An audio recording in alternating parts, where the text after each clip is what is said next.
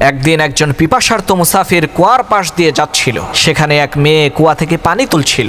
সেই মুসাফির ওই মেয়েটাকে বলল, আমার গলাটা শুকিয়ে গেছে, দয়া করে তুমি আমাকে একটু পানি পান করাও। তখন সেই মেয়েটা মুসাফিরকে পানি পান করালো। পানি পান করা শেষে মুসাফির ওই মেয়েটাকে বলল, আচ্ছা তুমি আমাকে মেয়েদের চালাকি সম্পর্কে কিছু একটা বলো তো শুনি।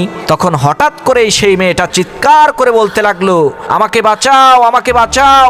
মুসাফির বলল, আরে চুপ হয়ে যাও, না হলে তো লোকজন আমাকে ভুল বুঝবে।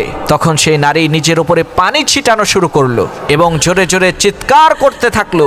এরই মধ্যে সেখানে লোকজন জড়ো হয়ে গেল এবং জিজ্ঞেস করলো, কি হয়েছে? তখন সে মেয়েটা বলল, আমি কুয়ার মধ্যে পড়ে গিয়েছিলাম আর এই মুসাফির লোকটা আমাকে উদ্ধার করেছে।